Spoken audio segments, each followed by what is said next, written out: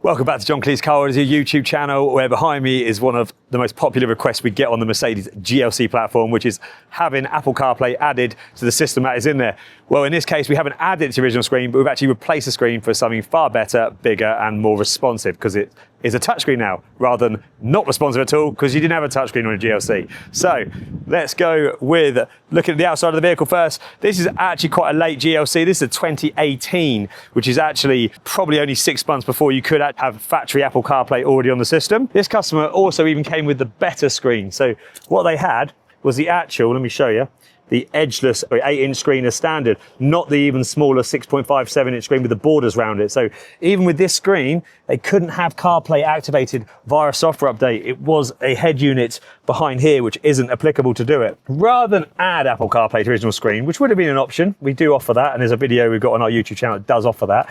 We've actually replaced the screen on this one. We've got for a 10.2-inch widescreen, so it actually doesn't go any higher than the original position whatsoever. In fact, let me just grab the original screen and do a side-by-side comparison, just so you at home can see. If anything, it's ever so slightly not as tall, as you can see, but it is wider, just like so. I'm trying to get the angle and hold this all in one go. Sorry, it's not a huge impact on the change of the interior. So I'm going to actually turn the ignition on and show you the functionality of this unit. This is a ZZ2 screen, which says there. So it actually comes with 3-year warranty. It is a Linux-based screen, not Android, so it's super reliable. It runs native licensed Apple CarPlay, not a third-party app like the Android screen. So this company actually pay Apple to have the native CarPlay, obviously on the system as well, the actual proper chips. My phone's automatically connected, as you can see. So now I can use a touchscreen to go through split screen Apple CarPlay, which is there. I can go to Apple Maps. I can go to, where is it? Google Maps. I can then go to the next screen and have Waze sat nav as well.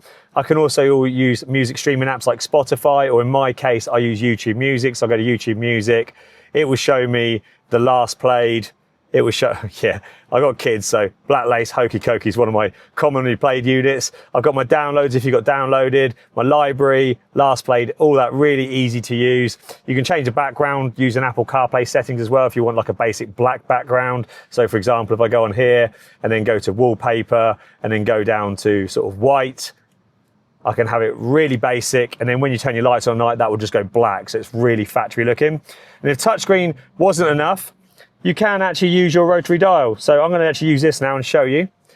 So I can then go to the rotary dial, and I can actually navigate through the icons like this, click it in or click it down, and then that opens up just like that. So if you don't want fingerprints on your screen, then you can actually use the rotary dial, which is actually quite nice to use when you're driving. You can literally have your hand on the steering wheel and your left hand on the rotary dial navigating through. Some people prefer that. Now, just in case you're thinking, what happens to Mercedes functionality? None of it gets lost. So I go into display icon, I go to Mercedes icon, and now the rotary dial navigates through all your factory controls. So for example, if I push the back button, actually go back a page, I can go to vehicle settings, just like so. Click it down, and then I can go through consumption, I can go through all your settings for your rear view camera, text reader space, touchpad. I can literally go through all my factory functionality. It is as easy as that. It's such a simple, it's basically seamless. You don't lose any functionality. Oh, get out of this. I don't need to go into that menu, the owner's manual. Dynamic select, vehicle settings, go to vehicle settings. Here are all your vehicle settings, towaway protection, motion sensors, just like that. And if you want to go back to your Dizzplay screen or your Apple CarPlay screen, you just touch the screen once, touch screen to CarPlay again, and you're back in here, just like that. All your steering wheel controls work as well. Factory microphone for call still works. You don't lose any of the factory functionality. You just gain a nicer 10-inch screen, touchscreen with Apple CarPlay. But as I mentioned, if you want to retain this display instead and not have a touchscreen, we can add Apple CarPlay to this screen as well. There's another video on our channel that shows that. But yeah, I think that is pretty much it. What more do you want to know? This is the Mercedes GLC 2018, and we get a lot of GLCs 15, 16, 17, and 18. Unfortunately, most of the GLCs, I haven't seen many that can actually have CarPlay activated from standard. The way of telling, send us your VIN number, we can tell you, or the easy way of looking, if you look at your center console and your USB port's got a picture of a smartphone in portrait and landscape position, that is a good indication that you can add Apple CarPlay to the genuine system via a software update. So have a look in your center console, that might tell you as well. This one obviously didn't. My name is Connor from John Cleese Car Audio. This is a 2018 GLC.